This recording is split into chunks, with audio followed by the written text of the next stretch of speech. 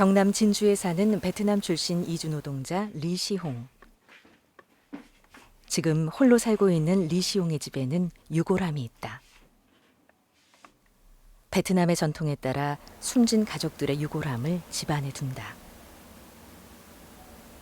유골함에는 아내와 딸이 잠들어 있다. 2015년 6월 리시홍 씨는 같은 국적의 베트남인 아내 Y를 만나 결혼했다. 재혼 가정이었다. 당시 아내 Y는 한국인 남편과 이혼을 한 뒤였고 그 사이에 낳은 딸이 있었다. 아내 Y와 그 딸이 지닌 아픔을 치유하고 행복한 가정을 꾸리겠다는 다짐과 함께 시작한 가정. 얼마 지나지 않아 아내의 뱃속에 새로운 생명도 찾아왔고 이 행복은 계속될 것만 같았다. 그때는 저도 한국말 많이만 못해요. 그 민나하고 그 다음에 민주도 같이 가족 생활이니까 좀 행복하고요. 그러나 그 행복의 시간은 얼마 가지 못했다. 결혼 후 6개월이던 2015년 12월 7일 끔찍한 사건이 벌어졌다. 아내를 버렸던 한국인 전 남편이 아내와 딸 그리고 태중의 아이까지 살해한 것이다. 리시홍의 행복했던 신혼생활은 6개월 만에 끝났다. 진주에 화장했어요. 우리가 화장 다 하다가 그 다음에 집에 가져와요. 우리 집에 가져하고 내일 아침에 새벽에 바로 베트남에 가요. 가족을 떠나보낸 지 4년. 리시홍은 사회와 교회 등의 도움으로 평정을 되찾아가고 있다. 한국 남성으로부터 버림받은 여성과 결혼, 그리고 전 남편의 보복. 리시홍은 국제 결혼의 복잡하고 슬픈 내막을 모두 떠안고 살아가고 있다.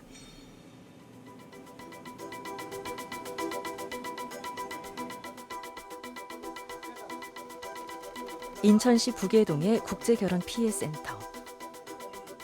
안재성 대표가 자신의 집에서 운영하고 있는 국제결혼 피해센터에는 국제결혼에서 실패한 남성들의 문의가 끊이질 않는다.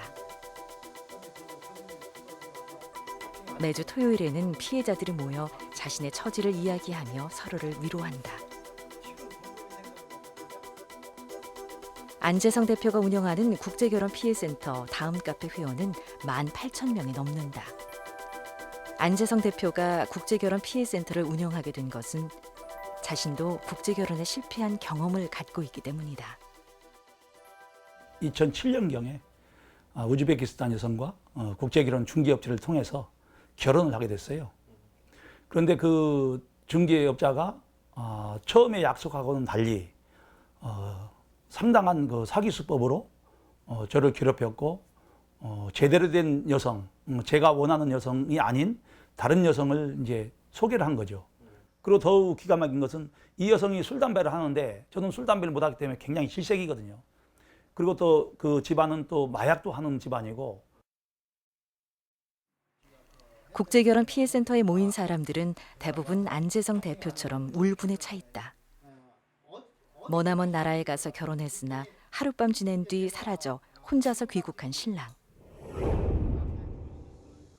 외국에서 결혼한 신부가 입국하자마자 공항에서 사라져 신혼의 꿈이 분노로 변해버린 남성.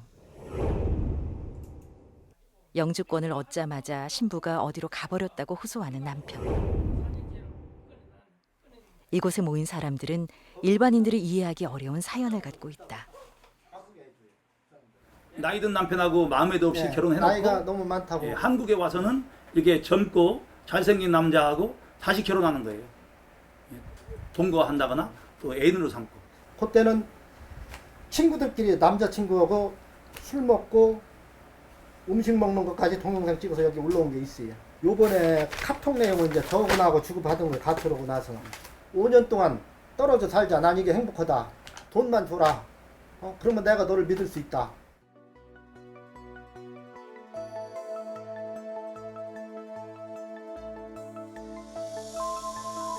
올해 40대인 인천의 김모 씨.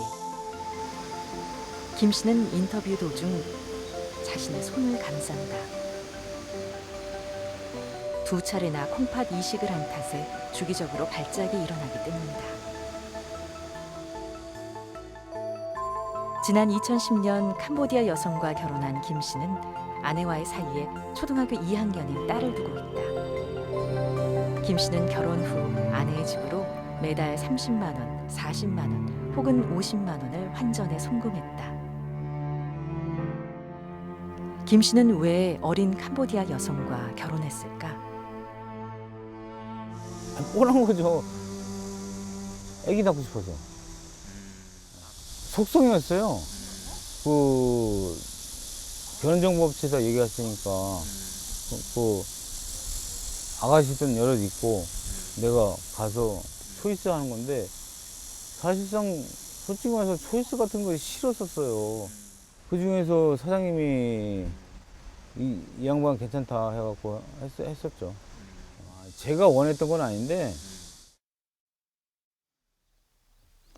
김 씨는 콩팥 이식 수술의 후유증으로 자신의 몸도 가누기 힘들 때가 많다. 아내가 가볍게 밀기만 해도 픽 쓰러진다. 이 콩팥이 나쁘면요, 저 근육이 빠져요. 그러면 힘이 없어요. 그러면 툭 치면 밀어서 쓰러져요. 근데 뭐 얘기하게 되면 이렇게, 나 좀 얘기해봐. 그러면 픽 치면 그냥 좀 골로 떨어지는 거예요. 뭐, 밥은 당연히 안 해주고, 뭐, 노는 날 뭐 쳐다도 안 보고, 그냥 인격적 무시해요, 그냥. 김 씨는 지금 이혼 소송 중이다. 아내가 이혼 소송을 하게 된 사유로 남편으로부터 주기적으로 폭행을 당하고 있다는 점을 들었다. 콩팥 이식의 후유증으로 몸도 가누지 못하는 자신이 아내를 폭행했다는 얘기에 기가 찰 뿐이다. 김 씨는 법정에서 폭행은 자신이 당했다고 항변했지만 받아들여지지 않았다. 법원에서도요, 남자가 맞았다 그러면요, 안 믿어요. 안 믿는다고요. 아무 쓸모가 없어요.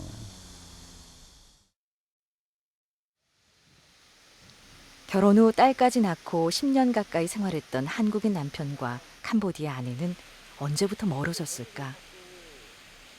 김 씨는 아내가 한국 국적을 취득하고 난 뒤 마음이 바뀌었다고 이야기한다. 집에 뭐 12시에 들어오고, 뭐, 각방 쓴 거는 뭐, 오래됐고, 뭐 7년 이상 썼고. 일단, 캄보디아 말로 얘기하다 보니까 대화가 안 되는 거예요. 그러니까 이 사람이 뭘 얘기하는 건지 뭘 얘기하는지. 근데 계속 걱정이 됐었어요. 왜냐면 그 상대방들이 다 이혼한 애들이에요. 지금도 만나는 애들도 결혼 생활이 정상적인 애들이 없어요.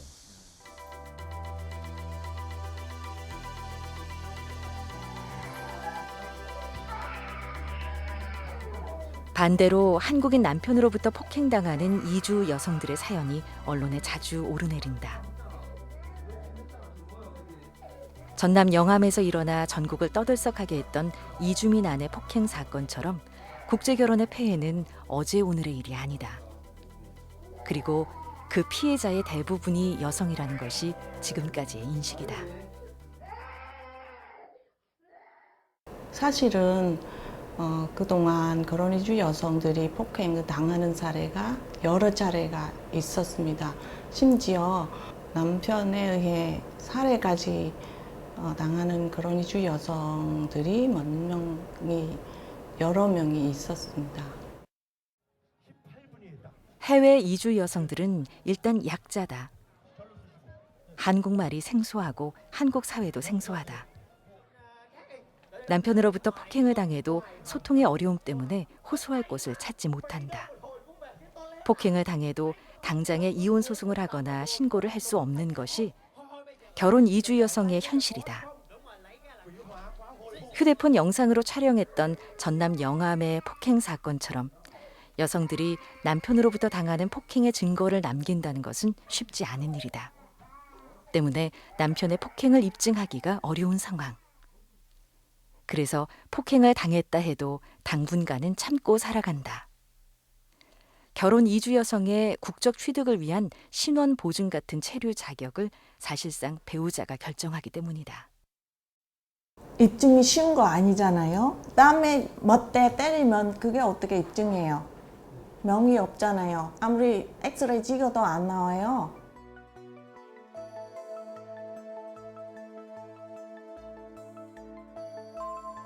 결혼 이주 여성의 또 다른 피해 사례는 버림받는 것이다. 남편으로부터 이혼당해 혼자 사는 경기도 김포의 TN씨. TN은 20살에 결혼했다. TN은 초혼이었지만 남편은 재혼이었다. TN은 한국인 남편과 결혼하면서 TV에서만 봤던 행복을 꿈꿨다. 행복하는 거 알거든요. 한국 남자 잘해주는 거 TV 많이 봤어요. 제가 영화도 많이 보고 한데 네, 한국의 눈이 많이 좋아서요. 한국어도 좋아하고. 그러나 그 꿈이 산산조각나기까지 오랜 시간이 걸리지 않았다. 10살 이상 차이 나는 남편으로부터 아내의 대우를 받지 못했다. 돈 제가 관리 못했어요. 예. 그래서 제가 직장인 다녀라도 월급 제가 더 잘 몰랐어요. 우리 사장님이 얘기했는데 네 통장 보내줄게 했는데 제가 통장 없어요. 원래 월급 통장이 줘야 되잖아요. 근데 남편한테 남편한테 통장에 알려주시고 그 현금 받고 그렇게 남편한테 다 줬어요. 9년 넘게 시아버지 시어머니를 모시고 살았던 티에는 두 분이 돌아가신 뒤 숨막히는 결혼 생활을 이어오다 결국 파국을 맞았다. 너무 많이 참아서 우울증 병 걸리고 자살전도도 몇 번이나 생각했습니다. 그때 지금은 한국 사람은 다 나쁜 사람 다 그럴 줄 알았어요.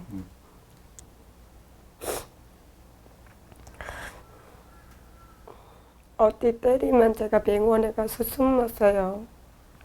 제가 폭행해서 맞고 때리고 그렇게 참고 살았어요. 그래도 10년 넘어서 참고 살았습니다. 딸과 함께 사는 티에는 주변의 많은 사람들의 도움으로 고통을 이기며 살아가고 있다. 한국 사람이 다 나쁜 사람 다 그렇게 좋아할 생각했어요. 근데 지금 제가 나가서 살았으니까 마음 너무 편했었거든요. 직장인이 다니고 하는데 옆에를 선생님들이 도와주는 게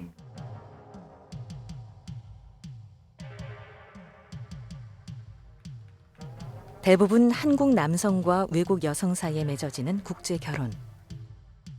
사랑보다는 돈으로 맺어지고 순수성보다는 코리안 드림을 꿈꾸는 외국 여성들이 몰려오면서 잘못된 만남도 크게 늘고 있다. 몇백만 원만 투자하면 젊고 예쁜 외국인 여성을 만날 수 있다고 생각하는 한국인 남성과 고국보다 부유한 한국에 가서 자신의 삶을 바꿔보겠다는 외국 여성들의 기대는 어쩌면 처음부터 공존할 수 없는 것이었을지도 모른다.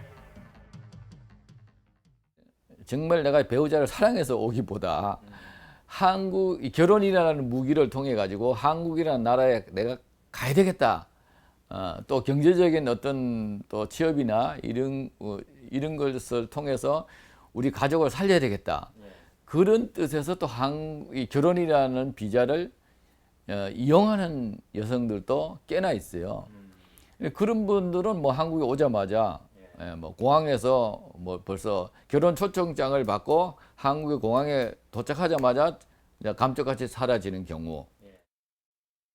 돈으로 쉽게 그 젊은 여성의 성을 살 수 있다고 생각해서 한국 남성들이 이제 그 뭐 우즈베키스탄이나 키르기스탄이라든지 그 뭐 어떤 그 성적인 황상을 갖고 이제 그 기호에 따라서 그런 나라의 여성들과 결혼하는 경우들이 있거든요. 이렇게 해서 이제 결혼을 설사했다고 할지라도 이제 그 서로가 그 갖고 있는 기본적인 마인드가 틀리고 그리고 서로가 그 기대하는 기대가 서로 맞춰지지 않게 되면 결국에는 이혼이나 그 분쟁으로 생기고 서로 그 폭력이 오고 가게 되고 그런 문제로 이제 가정이 파탄되는 경우로 그 이어지게 되는 거죠. 다는 아니지만 일부 서로 다른 목적을 갖고 이루어지는 국제 결혼은 씻기 어려운 마음의 상처를 준다. 평생 분노를 안고 살아가야 한다. 그렇다면 국제 결혼의 피해자들은 왜 그런 결혼을 선택했을까? 이들은 남들 다 하는 결혼, 자신도 하고 싶었다고 말한다. 그리고 결혼만 하면 행복해질 것 같았다. 하지만 서로 다른 목적을 가진 결혼은 지속될 수 없었고 상처만 남긴 채 결국 파국을 맞게 됐다.